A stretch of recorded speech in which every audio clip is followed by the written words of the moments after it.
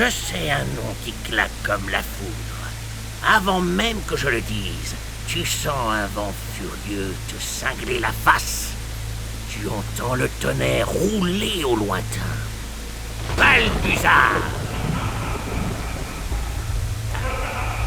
L'histoire que je vais conter le montrera tel qu'il fut. Le plus fameux pirate de notre temps. Et surtout garde le silence. J'ai horreur qu'on m'interrompe. Nous sommes en l'an de grâce 1654. Voilà 5 ans que le règne de Balbuzard dure, que les galions se font attaquer, piller, couler. Rappelle-toi du Podocero, aux seaux garnis de vin, d'huile et de nectar précieux. 2 frégates militaires l'escortaient pourtant.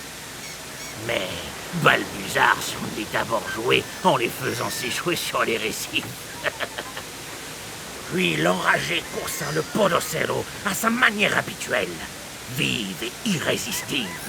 Le capitaine du Podocero alla avec ses hommes souqués sur une chaloupe, tandis que le Podocero s'abîmait dans les flots, vidé de sa cargaison. Inutile de compter d'autres batailles.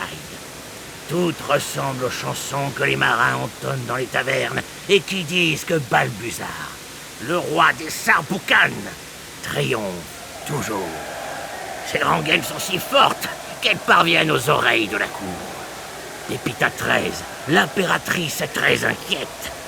On lui a rapporté quantité d'horreur sur Balbuzard. Il bafoue l'autorité impériale. C'en était trop. On convoque donc au palais le plus brillant des officiers de marine, le vice-amiral qu'on appelle le Commodore, qui éliminera Balbuzard comme on écrase un pou, dit-il. Il a sous ses ordres 6 frégates, parmi les plus véloces, les plus puissantes. Lui-même sera à la tête du Victoria, le bateau amiral de la flotte impériale. Quand l'armada arrive à Portofrido, le Commodore piaffe d'impatience. C'est qu'une idée vient de lui venir. Une idée de duelliste. Ainsi fait-il annoncer qu'il défie le pirate, bateau contre bateau, à la loyale. Balbuzard accepte le défi. Il propose à son adversaire qu'ils s'affrontent le lendemain. À la 7e heure, le Commodore saisit sa longue vue et balaye lentement l'horizon. Rien de suspect. Ce pétochard n'a pas eu le temps de l'affronter, son Que nenni, mon drôle! Balbuzard soudain se débusque, aussi rapide qu'un mif-argent, et hors de portée des canons du Victoria. Le Commodore en reste bouche bée. Bonté divine! Comment ce damné pirate a-t-il pu se mettre dans une telle position? Impossible! Les voiles tendues à craquer. Le Commodore vire de bord l'œuf pour l'offre, prenant des risques insensés de sorte que le Victoria se retrouve en position d'ouvrir le feu sur l'enragé. Bien sûr, Balbuzard rétorque en louvoyant pour se mettre à l'abri des canons. À coup sûr, nous avons sur la mer 2 marins parmi les meilleurs, je te le dis. Par extraordinaire, la mer se calme, le vent faiblit, comme si soudain le temps semblait suspendu. C'est bien ça. À bord du Victoria, on hisse un pavillon blanc. À peine entamé, le combat devrait-il cesser? On fait descendre une chaloupe à la mer. À son bord, un officier, 6 marins et le Commodore debout à l'avant. Le Commodore claironne. Venez donc me rejoindre, monsieur Balbuzard. J'ai à vous parler. L'arrogant ne manque pas de panache. À son tour, Balbuzard ordonne qu'on descende une chaloupe. Tu voulais bavarder, quartier-maître? Je suis tout oui. Ce que j'ai à vous proposer, monsieur, c'est ceci. Faisons cause commune au lieu de nous affronter. Cause commune. Mais pourquoi faire 1000 milliards de trinquettes? Le rire de Balbuzard éclate. Chaloupier, tu m'as fort égayé. Maintenant, battons-nous, ventre à bout. Mes hommes s'impatientent. Vous n'êtes qu'à cuistre, Et monsieur. toi, un âne batté, doublé d'un gourdiflot emboucané. Vil faquin, je vous ferai ravaler vos fiefs et offenses. Tête de poicre, Affiquet, rousquillou, brimborion, bas de buffet. Aridel, Que le Malbec te trousse en parfumé de mes deux. misérable fomblard. Et Pauvre tandis que pire. les chaloupes s'éloignent, Regarde pirates là, et vice-amiral continuent à s'injurier. Le duel peut recommencer. Et vois, compagnon, le vent se remit à souffler. D'emblée, le Victoria fait donner ses canons. L'Anglais, lui, manœuvre pour se rapprocher. Il sait y faire, ce diable de Balbuzard. Mais en face, il y a le Commodore qui n'est pas manchot. Les duellistes luttent jusqu'au soir, sans qu'aucun l'emporte. Les deux navires, à court de boulets, se taisent enfin. Chacun va penser ses plaies, et sans nul doute, élaborer une nouvelle stratégie. Le Commodore s'active. Sitôt rentré à Porto Frigo, il ordonne que cesse tout commerce sur la mer des Sarboucanes. Pas de proie, pas de prédateurs. Voilà la réflexion du Commodore. Cela, tu t'en doutes, n'est que le début. Car dans le secret absolu, le Commodore met en chantier le navire le plus colossal de tous les temps. Pas moins. Tandis que les architectes travaillent d'arrache-pied au plan du bateau, on abat les arbres sur plus de 20 lieues à la ronde. Ouais, mon gars. C'est à présent une armée de fourmis qui découpe, scie, rabote, rivette, assemble la coque et le pont du navire. Qui pourra résister à un monstre aussi redoutable? Balbuzard et ses chiens de mer vont être anéantis. D'ailleurs, le navire ne s'appelle-t-il pas le Triomphante? Un nom sans équivoque. En l'espace d'un mois, le navire est prêt. Ouais, t'as bien entendu, mon garçon. Le Commodore est paré au combat. Il monte sur l'estrade qu'on lui a dressée et, d'un ton martial, harangue ses hommes. Soldats, la bataille qui va suivre sera celle du bien contre le mal. Parce que nous sommes l'armée de Dieu et de l'impératrice. Nous vaincrons! On procède alors à la mise à l'eau du Triomphante. Le monstre flotte. C'est une réussite indiscutable. À la hauteur de l'impératrice Pépita XIII de l'Empire. Et digne de moi, songe le Commodore. À présent, mettons le cap sur l'archipel d'Olman. La mer y est déserte. Un ennui mortel s'est installé sur l'île aux plumes. C'est alors qu'un gamin se plante devant Balbuzard. Chef, il y a une baleine là! Une grosse, une qui cache le ciel! Jamais vu une comme ça! Et sais-tu ce qu'il voit, mon drôle? Un gigantesque 5 mâts ancré au large, canon braqué vers l'île aux plumes. Tu as reconnu le Triomphante, bien sûr. Le monstre nargue notre pirate de toute sa hauteur. Regarde, chef, la baleine accouche. Une chaloupe a été mise à l'eau et se dirige sur l'île. Au nom de Sa Majesté l'impératrice et du vice-amiral, j'ai l'honneur de Cesse de vous... cacarder, grosse pintade. Mon vice-putois veut s'amuser. Qu'il vienne, peste racaille. de vous convier à combattre notre Triomphante, monsieur. Demain, à l'aube. Dis à ton pète du galonnet de mes fesses qu'il numérote ses abattis.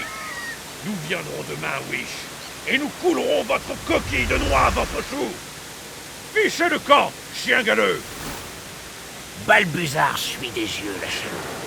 Ces hommes parlent haut et fort du combat du lendemain, eux qui crevaillaient d'ennui. Les voilà ragaillardis.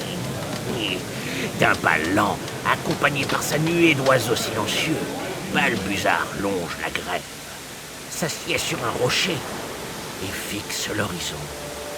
Il est troublé, si troublé que pour la première fois de sa vie, l'angoisse le gagne. Le Commodore n'est pas qu'un adversaire. Il est l'effarante puissance de l'Empire. Comment résister à cet étau d'acier qui enserre et broie une à une ses proies? Après les Sarboucanes, quelles autres terres l'Empire voudra-t-il conquérir? Le monde entier, dis-tu, compère? Assurément. Le monde, il s'en fiche trop fou bien, Balbuzard. Le sien, c'est l'île aux plumes, rien d'autre. On voudrait le rayer de la carte sous prétexte qu'il embarrasse. Crédiou! Balbuzard soudain se dresse, et les simplement terrible, déchirant, où se mêlent tristesse et colère. Mais d'où lui vient la sensation d'être le dernier rempart, avant que tout bascule? Sur le gaillard d'avant du Triomphante, le vice-amiral s'impatiente. Mais que le soleil se presse du dieu! Le Commodore a hâte d'envoyer par le fond tout ce qui se présentera. Balbuzard, lui, vient juste de se réveiller. D'un pas tranquille, il se dirige vers son palais de bambou. Quand il revient, il tient une mallette de cuir à la main. Tu te demandes ce qu'il mijote, mon drôle. Il n'est pas le seul. Autour de lui, on s'inquiète de ce silence, de cette mallette, de son allure bonhomme. L'aube est là. Balbuzard se tourne vers ses compagnons. J'ai décidé, mes amis, de combattre seul le Triomphante. Posez vos culs et laissez-moi faire. Balbuzard serait-il devenu fou?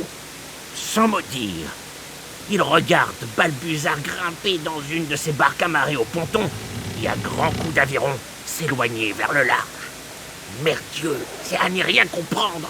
Toi aussi, garçon, tu en restes bouche bée. Rivé à sa longue vue, le Commodore s'alarme soudain. Au lieu d'un brigantin, il ne voit sur l'eau qu'un point minuscule. Un point qui grandit, jusqu'à devenir... Ah, ça par exemple, une barque. Jarny bleu. C'est ce canaille de Balbuzard, seul dans sa barcasse, à ramer comme un beau diable. Le Commodore se penche. Voulez-vous parlementer, monsieur Balbuzard? Nulle réponse. Le forban souple, toujours ferme, droit sur le Triomphante. Alors, le Commodore se tourne vers son officier en second et hurle. Feu à volonté! Mais le pirate n'en a cure et poursuit sa course. Rectifiez le tir! Il faut l'écrabouiller, ce barbare! Feu, feu, feu! Entre-temps, Balbuzard est parvenu au flanc du Triomphante. Que va-t-il faire, notre pirate? Tu ne devines pas, compère. Eh bien, je vais te le dire. Il vient de sortir de sa mallette de cuir un vilebrequin. Puis il plonge sous la ligne de flottaison. Pour percer, il va percer le bougre. Wish!